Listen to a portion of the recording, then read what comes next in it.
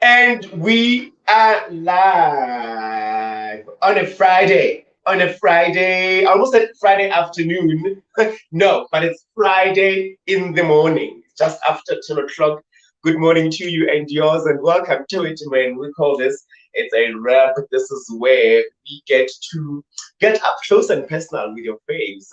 These are individuals who are part of the LGBTQI plus or allies who are doing amazing things in their respectful spaces. And today, it is no different. Sitting on the chair of guests is I'm in my head. I have so many sort of like words or descriptors that I can use to describe her. But let's just say an all-round awesome human being that does amazing things. And they're joining me all the way from Johannesburg. I'm guessing it's Sunday. If you have any questions for them, please, by all means, send them through to our comment section video right here on Oram's Facebook page. Also on our YouTube channel and also on Twitter using the hashtag It's a Wrap. And you can tag me, it is at Nkosi, and go on to www.popin.org. That is our website. Just pop in for the behind the scenes and follow us also on Instagram. Well, with that said, my guest today, this morning, is the ever so amazing Rikki Nathanson. Before I just read this amazing bio, which I think every time when I read something so amazing, I think it also gets to shock the guests themselves because they're like, is that me? I'm hoping for that same effect. I'm hoping for that same effect with it. But nonetheless, Rikki, good morning to you. Thank you so much for joining us. We really appreciate your time. How are you doing?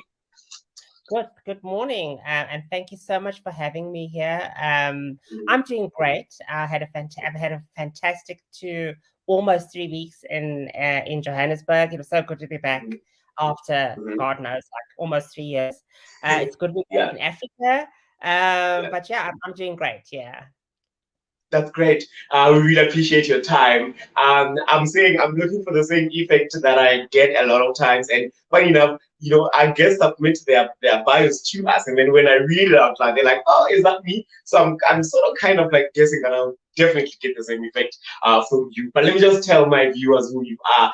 Rikki Nathanson uses the pronouns she, her, his, is a senior advisor of the Global Trans Program. This is based in Washington, D.C.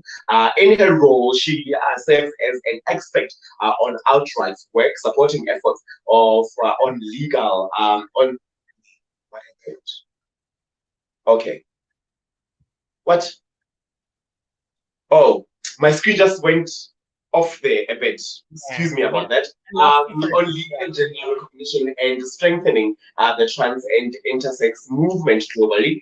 Rikki brings a wealth of experience in global trans advocacy, combined with a long track record in the business management and nonprofit sector. Before this role at Outright, she was on the executive management team at the Cosa Ruby in Washington, D.C. I hope I'm saying that right. It's Casa Ruby in Washington, D.C. Yeah, and back in her native Zimbabwe, Rikki worked in the corporate sector as a company secretary for a blue chip company before opening an events modeling and consultancy company. She founded the first trans-led and trans-specific organization in that country. As the chairperson, she was instrumental in forming the Southern Africa Trans Forum. Rikki left that position in 2018, and she famously is known for having stood her ground for instituting and winning a civil suit against the government and police of Zimbabwe after her unlawful arrest and detention in 2014. A winner of many accolades, but just to mention a few, most notably outright, how do I say this, Rikki, is Felipa de Souza. Felipa de Souza. Felipa de Souza, yeah.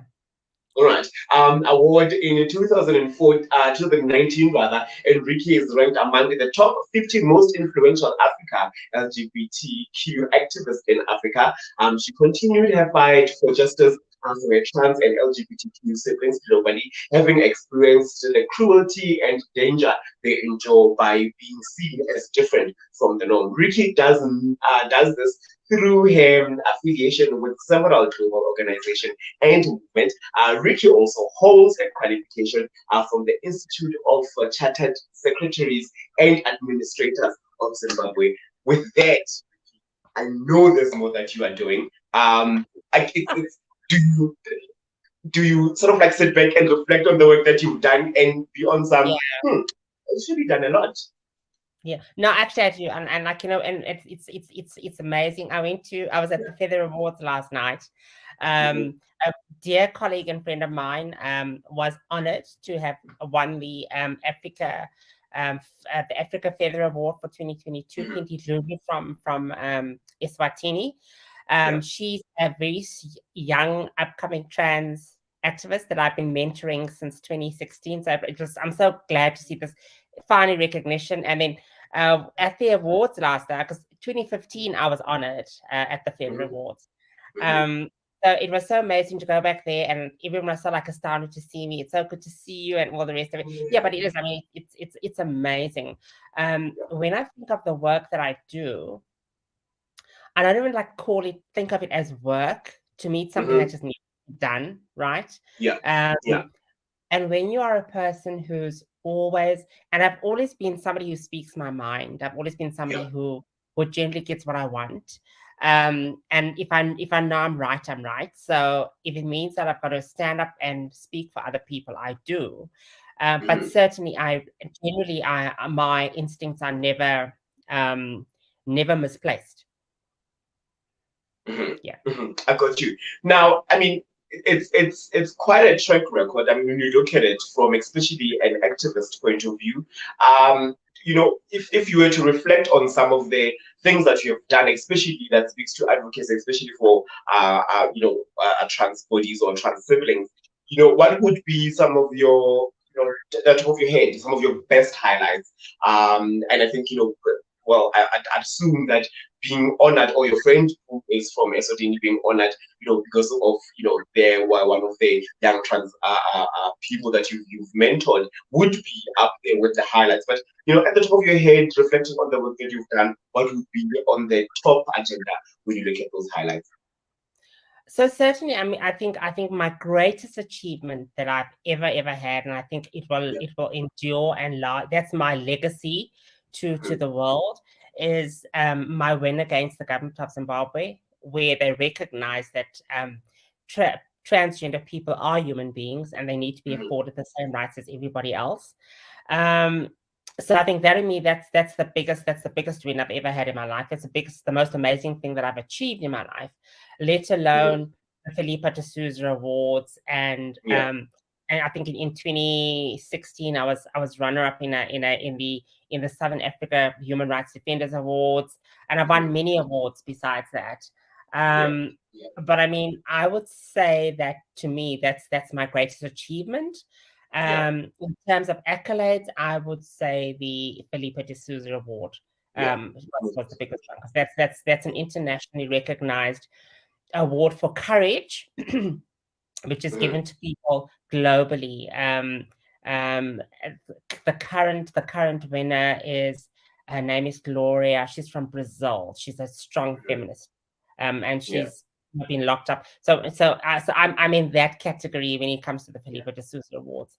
But certainly, I mean, I would say my win against the government of Zimbabwe is the biggest achievement I've had. And I mean, it is a historic win, which for me is, you know, a young upcoming, say, LGBTQI.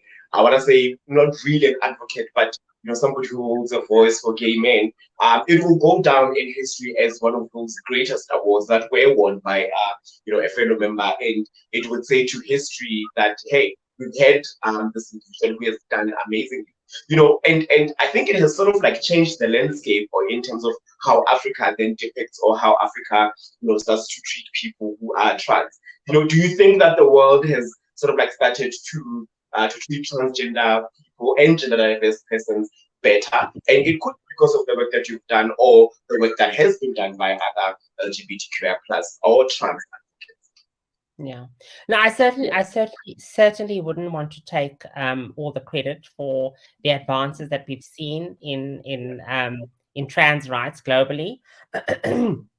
But with that being said, I mean, I head a global program, so I work globally. Now, I currently now am advancing the rights of trans people around the world, but more so in the global south. Um, Notwithstanding the fact that we have seen major advances in bodily autonomy and civil rights for people that are seen to be outside of the norm, and I'm speaking about trans and gender diverse people. If you look at the wins that we've had in places like Argentina and they've like in Europe and even in the United States, it's encouraging. South Africa it's encouraging. Pardon me, we had the recent cases wins in 2017 in Botswana. Yep. Of those two legal gender recognition cases. And I know there are some other unknown cases in the region, like in Lesotho, Namibia, where people have successfully managed to change the gender markers.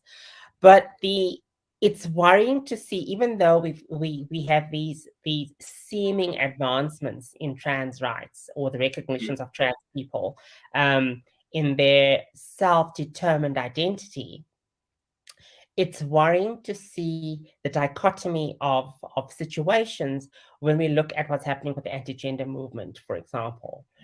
In the global north, there is a huge online battle by a group of feminists, the trans exclusionary radical feminists, who are um, perpetuating and who are starting this discussion online that trans women in particular are not women, and that they really are men masquerading as women whose motive is to undermine what it means to be a woman, right? So that it's a very big discussion, and but the knock-on effect and the ripple effect of that is so great that now I'm now living in the United States, for example.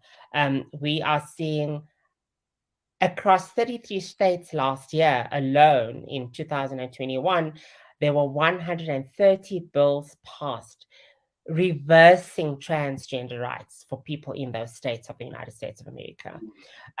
And it really is a ripple effect because with that, we now have the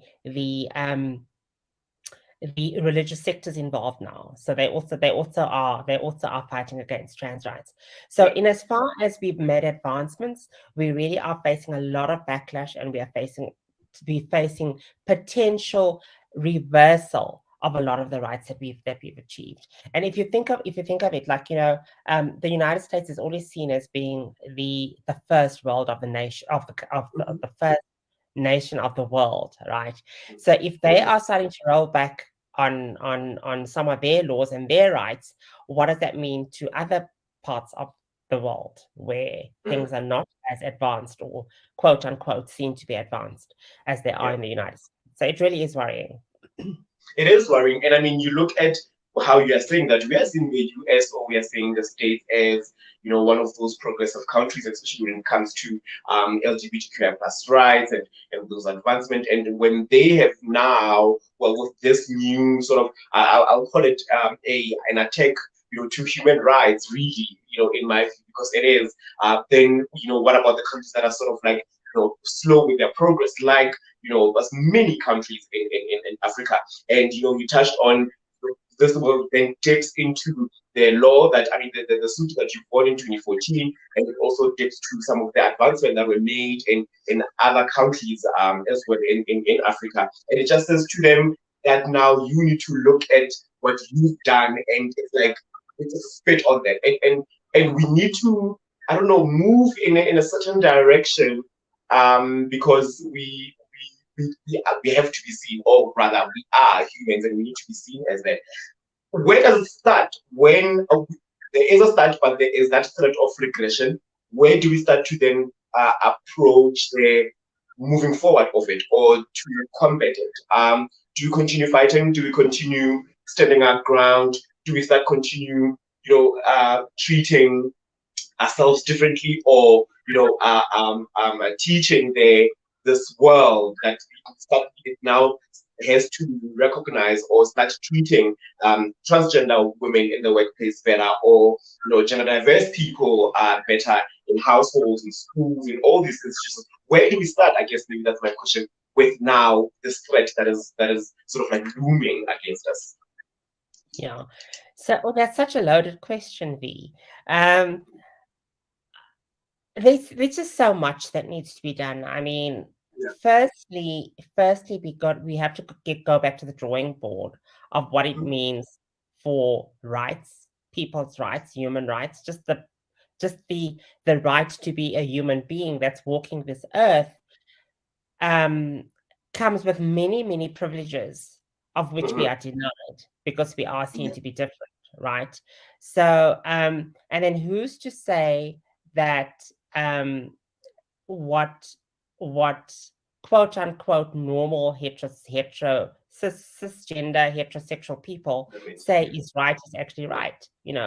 That's something we need to question and we need to push back against. Okay, and then also we need to be very conscious of the fact that behind these mechanisms of anti-rights and systemic oppression and pressure is a lot of money and a lot of funding, right? So the same mechanism that funds people like the anti-gender movement. I say the anti-gender movement, this is bigger than the anti-trans movement, because the anti-gender movement is actually pushing against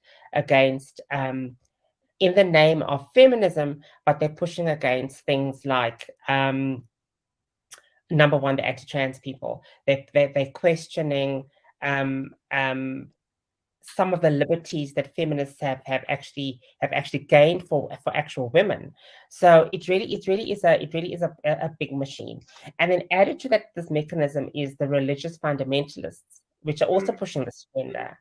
And then coupled to this, we also have got the far right politics, which are also like the conservatives, which are also pushing this agenda. So they're all in bed together, right? They're all singing from the same hymn book. So somewhere along the line, they are all, if you go back and trace it, they all have like a common thread of funding. So what do we do? We also need money on the far left, the liberal side, to be able to counter this attack. And it really is a big battle. It is a big battle. But I would say we just have to go on fighting the fight, standing our ground. And, in the end, I believe that the right always wins. I mean, right always wins over wrong. It is. And I cannot see how somebody could actually condone suppressing another human being just to for their own, for whatever purposes they have. Yeah.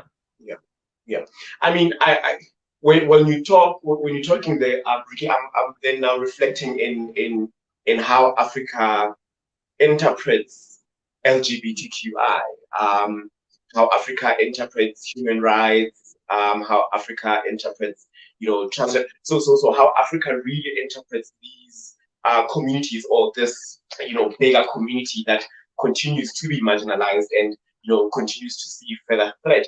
In your view, how do you, with that in mind, and I mean, progressive countries such as the US is facing that threat, but when we bring it to Africa, how is the LGBTQI plus interpreted in Africa, and furthermore transgender women? Because for me, how I describe it is, yes, we are part of the LGBTQI, which is marginalized, but we have trans women and trans men who are marginalized in a marginalized community. Right. So it means, trans women get to, be, I want to say, threatened 10 times more than a gay man would. There are some kind of now liberties or say privileges that they want to be taken away from them because the world says that they are not women enough or they are not women. So there are those struggles. So then how does Africa then interpret, that notion that trans women in a marginalized community as marginalized, and how does it interpret the LGBTQI? Yeah. So again, another very interesting, very loaded question. There's just so many things that come to mind. I would say, so on the surface of things, Africa does not tolerate LGBTIQ people. Pardon me, more so trans and gender diverse people, because we are seen to be so different to the norm, right? But then if you interrogate where it all stemmed from, where did it all come from, right? Yeah.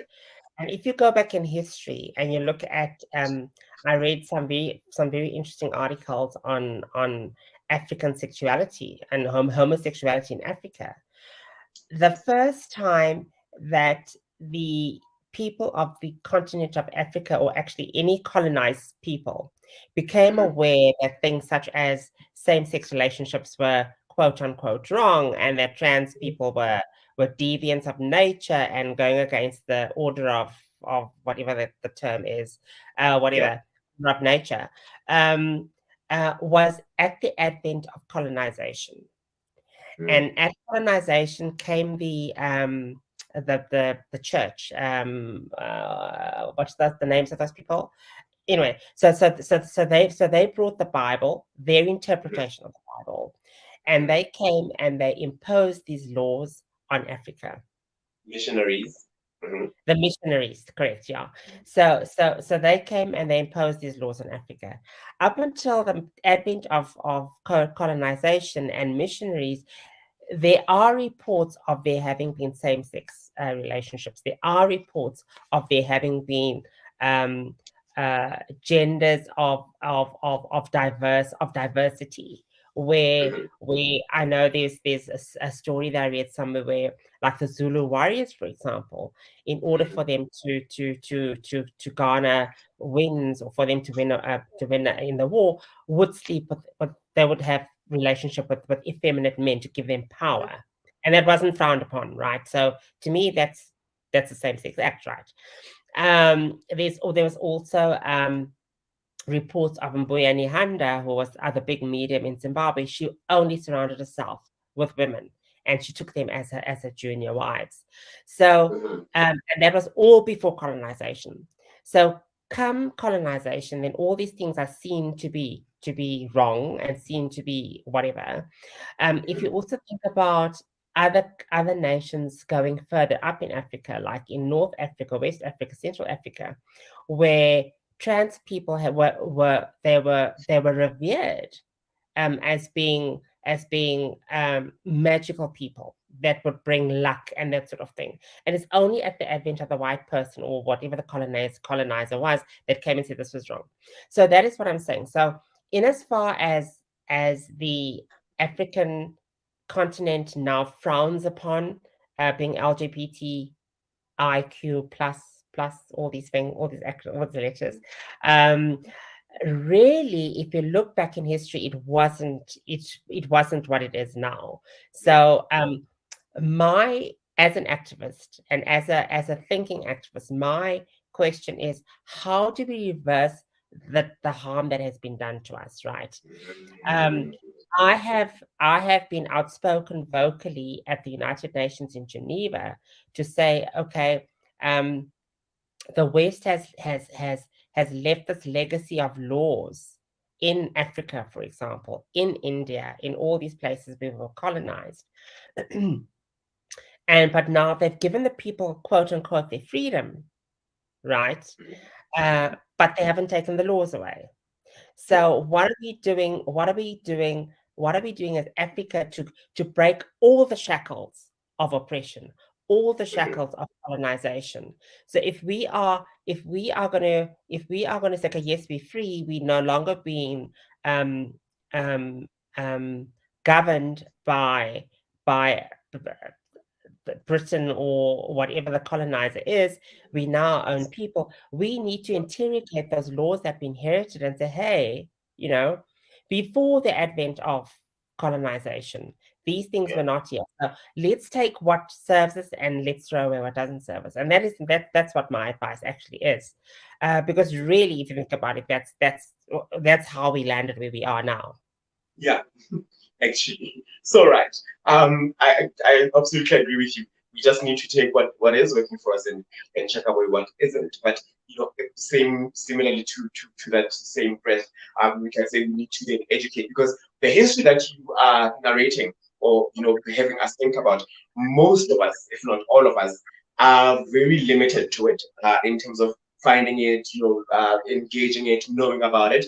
And for me, it ties down to how our education system is structured, that we will have to learn about, the history from the north, the history, but it is really not the history of Africa.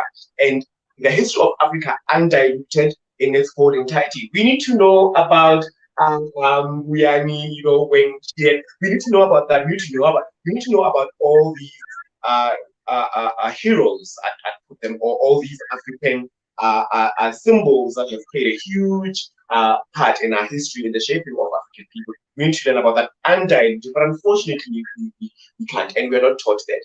But similarly to that, I want to ask some of the challenges that, and I think you can sort of like grip from your book of activism over the years, some of the outstanding challenges that you face. You've been vocal in Geneva. You've been vocal about the struggles of trans women and gender diverse people. You've been really vocal about the human element, or the human rights of everyone who falls under the community.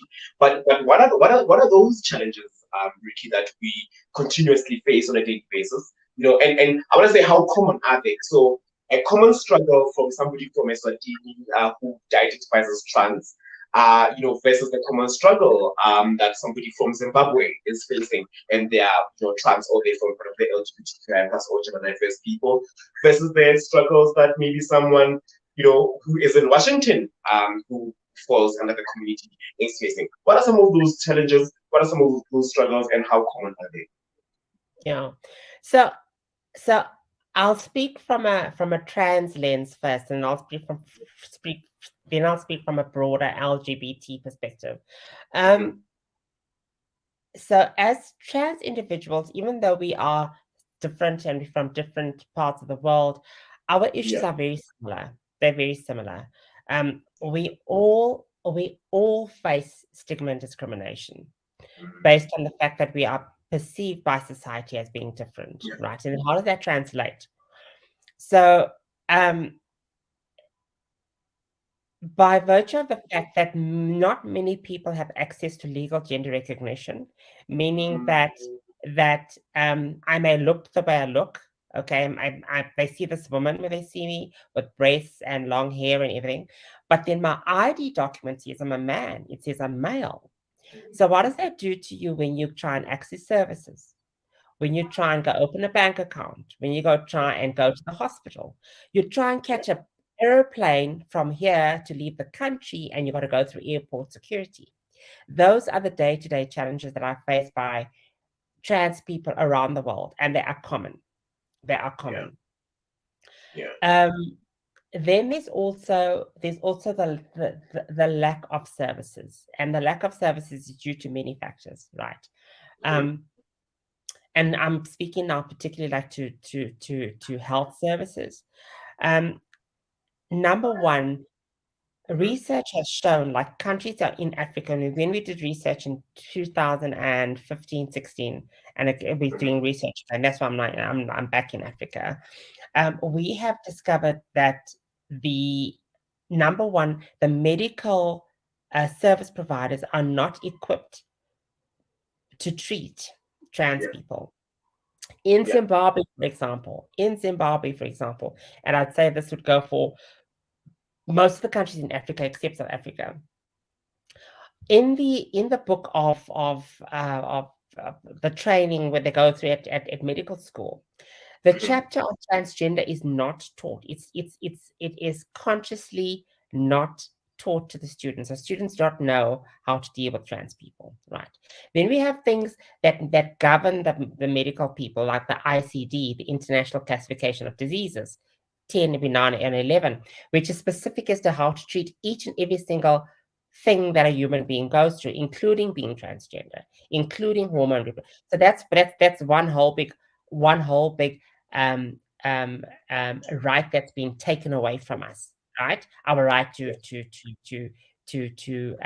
medical services free from discrimination and stigma. So that's already one big thing, and that is common across not only Africa, but I would say a lot of these countries where there are anti-trans laws.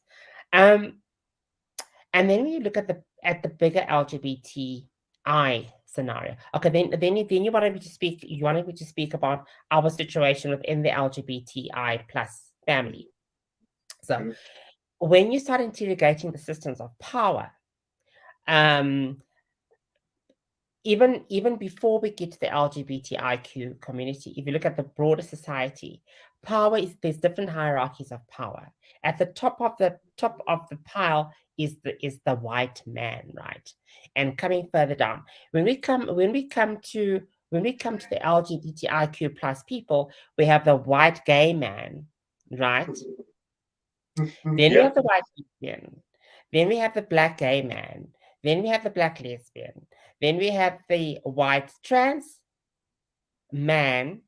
Then the white trans woman. And at the bottom of the scale is the black trans woman, of which we all fall under. And those power dynamics play themselves across the world.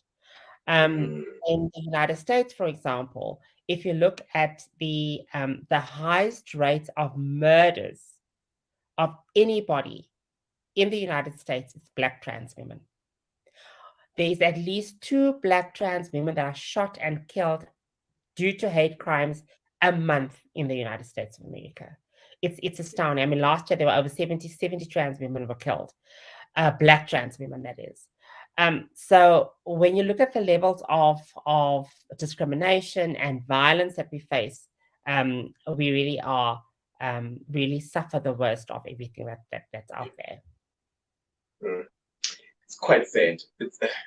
When you're touching about the loss of trans women, Rikki, I remember there's an influencer. I'd like to believe that they're an influencer that I follow from the US, and what they did at this one time, they put up a post of all the LGBTQI plus people that we've lost, but they stood out post for me, or they stood out sort of like pictures for me were of trans women, and when you get to read the posts and you dive deep into the stories, some were just horrific. Some just go beyond just being shot and being left for dead. Some include rape, include really assault and sexual assault. And I'm like, when will we arrive at that intersection where what is perceived to be normal people and the LGBTQI and gender diverse, including trans people, would live in a I want to say in a space that is safe for all of us. So it's quite sad. But if you just joined us, welcome to it. When we call this as a rep, I'm thoroughly enjoying this conversation. I've not even invited your comments because I'm really listening to what Rikki has to say, and it's quite interesting, very thought provoking. If you want to leave us a comment, please do so on the comment section below. We are live on Orampop's Facebook page, on our YouTube channel, it is at Orampop, and on Twitter, we are at @in_health. Please hashtag, it's a rep, and tag all our social media platforms, or rather tag some of the social media platforms that we tagged on the original post, and send through your questions and comments. What has been some of your struggles, or what has been some of your observation when it comes to the LGBTQ plus people, especially in terms of how they are treated, both globally and specifically, for this country, South Africa, and also actually even in Africa. And you can send your comments as we have this conversation. Rikki, I'm only seeing love for now. I think it's for you because you are there. It's for you. They see me every day, so they don't give me the love. The love is for you. We really appreciate it. As I go through their posts there, or rather the interactions there. Thank you so much for everybody that has been watching. Really appreciate it. So continue watching and share this live. And tell them that today we have an international guest, in her own right, she has done some amazing things, including advocacy, which I think, we need more advocates to speak to LGBTQI plus issues that we are continuously faced with. And let's just jump back into the conversation. We spoke about, and I want to say intersectionalities in terms of, the global, I want to say, way of treating transgender people and LGBTQI versus rather Africa. So it's like it's the same. They're sort of like parallel because our struggles are the same. But my question then is, are the challenges or struggles intersectional? Where if we talk about if we talk about gender-based violence, it touches on transgender women. When we talk about feminism, it touches on transgender women. When we talk about equality, can be equality equal to pay, to treatment, to occupy space, we touch on transgender women. So are those, sort of like, are those intersectional? Is the intersection? So there is no way that we can really talk about transgender women and not talk about, violence and talk about abuse, because they are experiencing all those, and sometimes they're experiencing all those intersectionalities all at once and as just one body. Do you agree? No, absolutely. I mean, so when we talk about examining rights, or lack thereof, all those rights they're not separate from each other. They're all intersected, as you rightfully said. But then if you look at the root cause of all these things, so what is the root cause of people facing the worst of lives, right? I would personally say that it's poverty, it's economic disenfranchisement. I can never say that word. And then Yes. what's the root cause of that? Why are people economically disenfranchised? Okay, lack of education. Why are they not educated? Bullying. Why were they bullied? Because they're trans, and so on and so on and so forth. So then you also look at the broader picture. So I've been, since I'm living in the States, and I'm very conscious of the racial disparity, and the I'm very conscious now of white power and white privilege, which before I knew about, but I just wasn't, but now it's so in my face in the United States, that it can't be ignored. So if you look at the suppression of a people, okay, the suppression of slavery. So, for example, slavery suppressed the black person in not only America, but like in the Caribbean, and so on and so on and so forth. How the black people were suppressed by the white people in Africa, and how the Asians were suppressed by the white people in Asia, and so on and so forth. It all goes back to that. And we've always been left at the margins of everything. So when you look at economic wealth, I'm talking like real wealth, real old money. All the real old money sits in the hands of the white people, right? And that is actually a conscious system of oppression that keeps the poor people in their cycle of poverty. Okay. And then add to that a different gender identity or a different sexual orientation. You are kept in that cycle. So I would say we are all fighting the same battle. We're all fighting the same battle. And like I said before, a white gay man is not the same as a black trans woman. When they talk of the pink dollar, the pink dollar has power, right? That's what they say. But who owns that pink dollar? The white gay man. Precisely. So when they say, oh, all these white people got lost, all these gay people got money, which gay people have the money? The white gay people. So it all comes down to race and down to color. And it is what I speak my mind, and I speak what I believe to be true. So that's when we need to interrogate now the systems of oppression, and the reason why people are where they are, and why they are viewed as such by society, because society says, and who is society? Society is the oppressor. So I don't know. I'm not sure if that's the answer you're expecting to hear from me. But that's my answer I'm going to give you. No, no, Rikki. That is the answer that I actually didn't expect. It went over the expectation that I had. You now added another layer into this conversation or into that answer because now we shouldn't actually. So there are those intersectionalities, but they boil down to a specific because there needs to be a root cause, and you are taking us to the root cause, which is opening up another conversation to speak about race and color and to speak about some kind of privileges that are is afforded to certain people. And now when you add into or rather when you add sexuality and diversity, and then it becomes a whole lot of conversation that if we were to engage on it now, it's going to take us forever. But you have actually left us with food for thought when it comes to that. And I want us to. I think what something that we can take from your page and the experiences that you've had, Rikki, is challenging. I think when you say that you speak your mind or speak your voice, we need to take that because that is courage. And I think the award in 2019 then really speaks to that.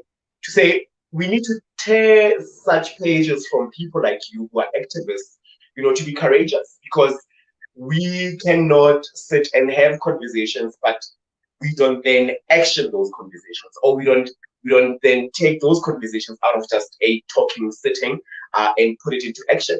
And because for change to happen, for me, there must be some kind of action. So when you're speaking, you are really challenging us and saying, here is a page, tear it up and run with it, have courage. And that's what I'm thinking from this conversation. I want to talk about visibility before I let you go because I have to let you go. You had an amazing night yesterday, and I think you still want to explore a little bit of your time that is left here in South Africa. But I'm shopping and I need to go to the airport. So I want to probably would be my last question to talk about visibility, trans visibility in the years that you've been in the field, doing the work that you're doing, really some groundbreaking work when it comes to, I want to say, the entire race, because if somebody looks at it from a stereotypical narrow view, will not see that it is actually a global fight, that it is actually a human rights fight and activism. Do you think that there is visibility when it comes to transgender people? And then if there is no enough visibility, or if there isn't visibility, therefore, what do we do? How do we make trans people more visible? Because you spoke about the hierarchy, and I like how you said it, because it starts with a white gay man, and then it goes down, and then the trans woman is way at the back. The black trans woman, don't forget the black, right? Way at the back, at the bottom actually. So how do you bring them to say, here they are? Let's organize them. Let's see them. Let's celebrate them. How do we do that? When do we get there even? So I suppose it starts with the individual. I mean, like you said earlier on, and to be honest, I've never ever seen myself as being a courageous person. I never ever did anything that I do to win awards. It's just who I am. But I've always been outspoken. I've always had a good support base in terms of family and people behind me. So that's probably another good thing another advantage that I do have. But I would say people just need to make the stand. And don't be afraid and don't be shy to be visible. Don't be shy to go out there and say things. So for example, I'm going back to my winner last night of the film, not my, but Pinti Lulu. She's a very shy trans woman. And I said to her last night, I said, after this, and I've been pushing her for the last 4 or 5 years I helped to start an organization. I did all these things. And I said, now is your time. I said, now you must talk. You must. I said, if I don't see your presence anywhere, I'll be watching you. So we need to make sure that we put ourselves out there, right? And we take the stand, because 9 times out of 10, if you are true to yourself, things will always work in your favor.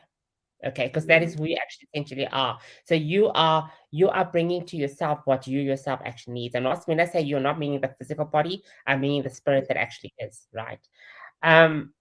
And then also allyship is very good. I mean, for for people who don't have the muscle, who don't have the advantage or to be able to have a platform, make friends with Yes. people who do have it, people who can get you out there. Most definitely. When you talk about allyship, we also need to be allies within the LGBTQI plus. I, as a gay man, or as a man identifying as gay, I can be an ally for transgender, and I am actually passionately when it comes to trans people or transgender people and gender diverse people. I'm really trying to project as hard as I can because I'm like I'm an ally. Those are my siblings, those are my sisters, my brothers. Those are my those are people that I'm born in the same sort of I want to say struggle with. So I definitely want to be an ally for that. But listen, Rikki, I really thoroughly enjoyed this conversation. Time is very jealous. And it's very short like that. But I wish we had seen you yesterday at the finals. But you know that you being there, your presence being there, really has done enough for us. Thank you so much for the work that you continue to do, for the work that you've done. I see you as great, and I know a lot of us see you as great, and not only just in a little corner here in South Africa. I think Zimbabwe. I think Africa as a whole. I think actually the world as a whole for the work that you've done. So thank you very much. Continue shining the light. Continue just being the radiating all the amazing things that you've done. And we are definitely taking so much from you and learning so much from you while we're so here. So thank you so much for your time and enjoy your little time that is left in South Africa and have a beautiful travel back home and travel safe. Yeah. Well, you go back Thank home. you very much. And thank you for having me. And it was an absolute pleasure. I mean, this was the best time I've had. This 2.5, I mean, Pride itself was out of the world. This 2.5 weeks, it started on a high note with Pride. It ended on a high note with Feather Awards and some very, very good strategic meetings in between. So I had a very good trip. So thanks to you for having me on this show today, and wishing you all the best. Thank you so much, ladies and gentlemen. That is Rikki Nathanson joining me to speak on all things LGBTQ, especially trans. And I've thoroughly enjoyed the conversation. Listen, I've thoroughly enjoyed you for staying on. I hope that you took a few notes from this conversation. And what I'm taking away from is to be courage. Talking and acting for the things that you're passionate about is courage. And I've taken that from Rikki. And if you want to continue engaging with this conversation or listening to just join us, it will be uploaded on our YouTube channel and also on our Facebook page. I'm going to see you tomorrow at Tanzania while we launch under my umbrella season 3. And this time around, we're saying play safe. So I'm definitely going to see you there. Otherwise, I'm going to see you on Monday on this platform when you say Telecom Monday. We are talking about circumcision and STIs, but that is coming up on Monday. Until then, happy streaming. Bye. Oh, thanks, Happy, for making happen. Happy is technical. I forget him sometimes. Happy is all things technical, and he's the one that is making sure that Richard and I, come across over as brilliant as we did, without any technical issues. So Happy, thank you so much as well. And yeah, man, happy Friday. I'm gonna see you later. Bye. Bye.